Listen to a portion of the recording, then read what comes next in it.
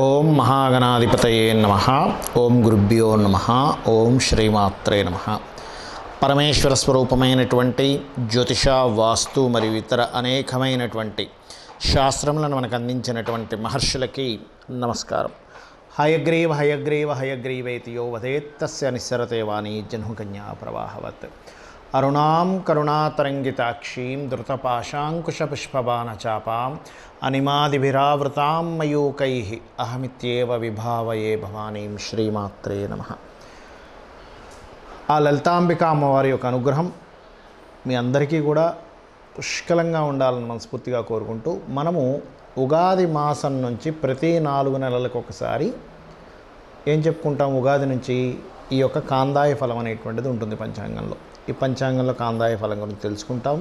మరియు ఆ కాందాయ ఫలంలో ధనలాభం ఉందనుకోండి, హ్యాపీ. సమంగా ఉన్నా కొంతవరకు హ్యాపీ. కానీ శూన్య ఫలములు ఉంటాయి, అందులో రోగ భయము, భీతి, హాని ఇట్లాంటివి ఉంటాయి. ఇలా ఉన్నప్పుడు దేని ద్వారా రాబోతుంది, ఆ యొక్క విషయాల్ని పరిపూర్ణంగా తొలగించుకోవడానికి అమ్మవారి నామం కానీ, చిన్నపాటి ఇంట్లో మీరు కూర్చొని చేసుకునే జపం కానీ, చిన్నపాటి దానం ద్వారా మీరు పరిపూర్ణంగా ఏ రకంగా మీరు ఆనందంగా ఉండగలుగుతారనేటువంటి విషయాన్ని ఒక్కొక్క నక్షత్ర పరంగా మనం తెలుసుకుందాం. మిథున రాశి. మిథున రాశిలో ఉండే నక్షత్రాలు ఏమిటి అని చెప్పి చూసుకున్నట్లయితే, మిథున రాశిలో మృగశిర 3-4 పాదాలు ఉంటుంది. ఆర్ద్ర నక్షత్రము మరియు పునర్వసు 1, 2, 3 పాదాలు ఉంటాయి. మృగశిర నక్షత్రం వారికి ఈ కాందాయ ఫలం మంచి చక్కటి సమఫలం ఇస్తుంది. చాలా బాగుంటుంది. కాందాయ ఫలం పరంగా తీసుకుంటే అందులో ఎటువంటి ఇబ్బంది లేదు. మరి మృగశిర నక్షత్రం తర్వాత చూసుకున్నటువంటి ఆర్ద్ర నక్షత్రం వారికి ఏమి ఇస్తుంది? ఇక్కడ ధనలాభం ఇస్తుందండి ఆర్ద్ర నక్షత్రం వారికి కూడా. అదేవిధంగా పునర్వసు కూడా సమఫలం. అంటే మిథున రాశి వారికి కాందాయ ఫలము 3 నక్షత్రాల వారికి కూడా ఏవేవండి అవి? మృగశిర 3, 4, ఆర్ద్ర నక్షత్రము, అదేవిధంగా పునర్వసు 1, 2, 3 వీరికి ఎటువంటి ఇబ్బంది లేదు. మరి ఎంతో కొంత జాగ్రత్త తీసుకోవాలి కదా ఉంటుంది. అంటే ఏమిటి ఆ జాగ్రత్తలు అంటే, ఒకటి అవకాశాలేమో విదేశీ అవకాశాలు ఉన్నాయి కాందాయ ఫలంగా తీసుకుంటే. అంటే ఏమిటి? దశమంలో రాహు సంచరిస్తున్నాడు కాబట్టి విదేశీ విద్యాయోగము, విదేశీ ఉద్యోగ యోగాలు ఉన్నాయి. కాకపోతే విద్యాయోగం గురించి మాట్లాడుకుంటున్నాం కాబట్టి 4వ స్థానంలో కేతు ఉన్నాడు కాబట్టి కొంచెం ఏదైనా ఒక ప్రాపర్టీ తీసుకునేటప్పుడు, లేకపోతే ఏదైనా చదువు విషయంలో ఏదైనా కోర్స్ తీసుకునేటప్పుడు కొంచెం అనవసరంగా ఈ లిటికేషన్ ల్యాండ్స్ ఏమైనా తీసుకుంటామేమో, ఇటువంటి విషయాల్లో కొంచెం జాగ్రత్తగా ఉండండి. అలా కనుక జాగ్రత్తగా ఉన్నట్లయితే కొద్దిగా ఏంటంటే, గురువు మారుతున్నాడు కాబట్టి మే నుంచి 12లోకి వస్తాడు కాబట్టి ఇక్కడ కోర్టు వ్యవహారాలకు సంబంధించిన విషయంలో కూడా విజయం ఇస్తాడు. ఇక్కడ మీకు అందులో ఎటువంటి సందేహం లేదు. కాకపోతే ఇన్వెస్ట్మెంట్స్ చేసేటువంటి అంశాలలో మాత్రం కాస్త జాగ్రత్తగా చూస్ చేయండి. ఇక మీరు చేయవలసినటువంటి దేవతారాధన లలిత అమ్మవారి యొక్క స్తోత్ర పఠనం చేయండి.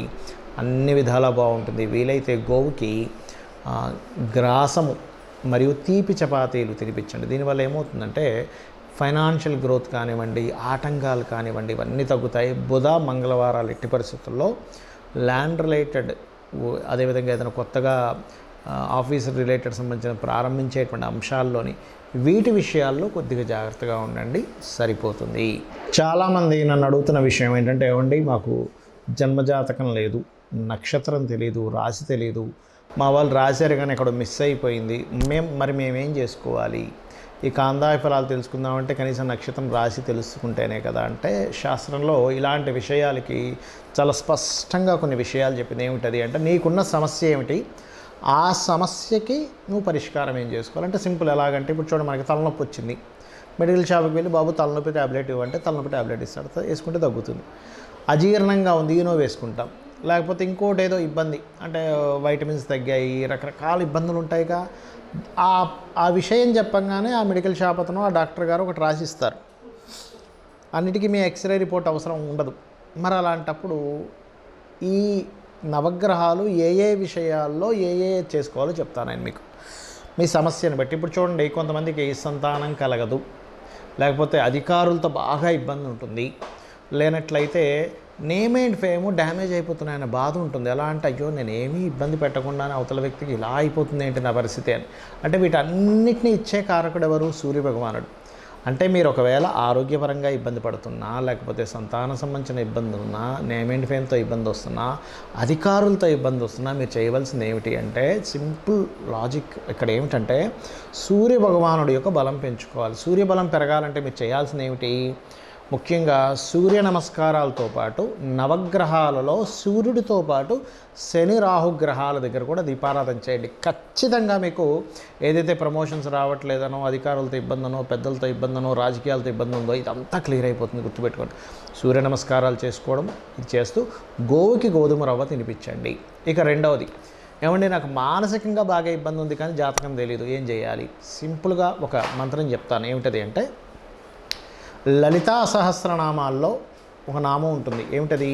అష్టమీ చంద్ర విభ్రాజ అలికస్థల శోభిత. ఈ నామము పనులు త్వరగా అవ్వడానికి కూడా పనిచేస్తుంది. అంటే ఇది సగం పని ఆగిపోయిందండి. ఎందుకంటే ఈ యొక్క అష్టమీ చంద్ర విభ్రాజ, ఈ అష్టమి చంద్రుడికి అష్టమి నాడు తిథికి త్వరితాదేవి యొక్క ఆరాధన త్వరగా పనులు అయ్యేలా చేస్తుందట. అలాగే ఇంత పెద్ద నామం నేను చెప్పలేనండి అనుకునేటువంటి వారు ఓం మనస్వినియే నమః అనుకోండి.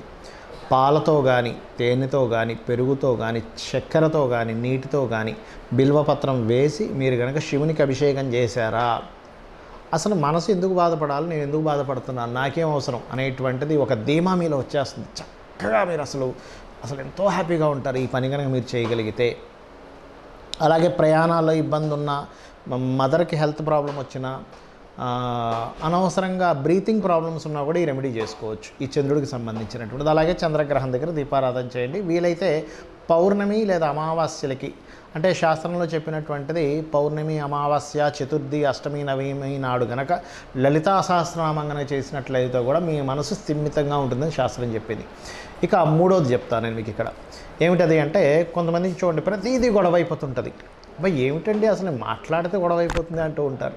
అలా మాట్లాడితే మీకు గొడవ అవుతుందంటే లలితా సహస్రనామాల్లో అద్భుతమైన నామం ఉంటుంది. ఏమిటది అంటే ఓం కర్పూర వీటికామోద సమాకర్ష దిగంతర. ఈ నామం చేస్తే ఏమవుతుందంటే, ఈ నామానికి ఉన్న అర్థం ఏమిటి అంటే అమ్మవారు తాంబూల చర్వణం చేసుకుంటే ఆ కర్పూర వీటిక ఇవన్నీ వేసుకున్నటువంటిది అమ్మవారు తీసుకుంటే లోకాలన్నిటికీ సువాసన వచ్చిందట. అందరూ దేవతలు, గంధర్వులు అందరూ అనుకున్నారట, అబ్బా ఏమిటి సువాసన ఎక్కడి నుంచి వస్తుందని. అంటే ఏమిటి, అలా అమ్మవారి యొక్క నోటి నుంచి వచ్చినటువంటి ఆ తాంబూల చరణం వల్ల వచ్చినటువంటి ఆ యొక్క సువాసన అందరంత మంత్రముగ్ధులుగా ఎంత అద్భుతంగా ఉందన్నారో మీ యొక్క వాక్కు నుంచి అలా అనుకుంటారు. అంటే ఏమిటి, మీరు మాట్లాడేటప్పుడు గొడవలో బాబా ఎంత చక్కని మాట చెప్పింది ఈవిడ, లేకపోతే ఇతను ఎంత చక్కని మాట చెప్పారు అనుకుంటారు. అలాగే ఆ మంత్రం చేసుకుంటూ గొడవలు తగ్గడానికి కుజుడి దగ్గర, శని దగ్గర, రాహు దగ్గర దీపారాధన చేసి, వీలైతే బుధగ్రహం దగ్గర కూడా దీపారాధన చేసి విష్ణు సహస్రనామాలు వింటూ ఉండండి. చక్కగా మీ గొడవలు అనేవి తగ్గుతాయి. రిలేషన్స్ అవేవి చాలా చక్కగా ప్రతిష్టంగా పెరుగుతాయి. అదే విధంగా ఇక బుధగ్రహ సంబంధించినటువంటి, అంటే కొంతమందికి చూడండి నర్వ్ రిలేటెడ్ ప్రాబ్లమ్స్ ఉంటాయి, లేనట్లయితే వ్యాపారాల్లో కలిసి రాదు, లేదా అప్పులు అయిపోతూ ఉంటాయి. ముఖ్యంగా బుధగ్రహం కనుక బాగోలేడు అనుకోండి, మన జన్మజాతకంలో విపరీతమైన అప్పులు అయిపోతూ ఉంటాయి. అది ఏది ముట్టుకున్నా అప్పు అయిపోతుందండి, ఏమిటో నాకు అర్థం కావట్లేదు, ఈ అప్పుల సుడిగండం నుంచి ఎలా బయటికి రావాలో అర్థం కావట్లేదు అంటూ ఉంటారు. అటువంటి వారికి ఒక చక్కటి నామం చెప్పింది శాస్త్రంలో. ఏమిటది అంటే ఓం అపర్ణాయే నమః. చాలా సింపుల్, చాలా త్వరగా పనిచేస్తుంది కూడా. ఎందుకంటే ఈ అపర్ణాని అనే నామము లలితా సహస్రనామాల్లో అమ్మవారు శివుని కోసం ప్రార్థన చేస్తూ పర్ణములు కూడా విడిచిపెట్టింది. అంటే కనీసం ఎండిన ఆకును కూడా తీసుకోలేదట అమ్మవారు. ఆకుకి కారకుడు బుధుడు. ఎండిన ఆకంటే ఏమిటి అంటే ఏమిటంటే మీకు ఇంకా అప్పు అనేటువంటిది మీ జోలికి రాకుండా చేస్తుంది. అంటే అప్పు చేసే పరిస్థితి రాకుండా అయిపోతుంది. అప్పు ఇచ్చి ఇబ్బంది పడేటువంటి రాకుండా పరిస్థితి చేస్తుంది అమ్మవారు. దీంతోపాటు కొంచెం ఫైనాన్షియల్ గ్రోత్ పెరుగుతాయి కదా, అప్పులు పెరుగుతాయి, అప్పులు తగ్గుతాయి. అందుకని ఏం చేస్తారు, ఓం సంపత్కరీ సమారూఢ సింధుర వ్రజ సేవితాయి నమః చేసుకోండి, అన్ని విధాలా బాగుంటుంది. అదేవిధంగా ఇప్పుడు చూడండి కొంతమందికి సంతానం కలగదు, అప్పుడు దత్తాత్రేయుడు ఆరాధన చేయండి. గురుగ్రహం దగ్గర, శని రాహు గ్రహాల దగ్గర దీపారాధన చేయండి. అదేవిధంగా ఓం దిగంబర శ్రీ పాదవల్లభ దిగంబరాయై నమః అనే నామస్మరణ చేయండి. ఖచ్చితంగా సంతాన అభివృద్ధి, గురువుల నుంచి వచ్చేటువంటి ప్రోత్సాహము, బ్యాంక్స్ నుంచి వచ్చేటువంటి ప్రోత్సాహము.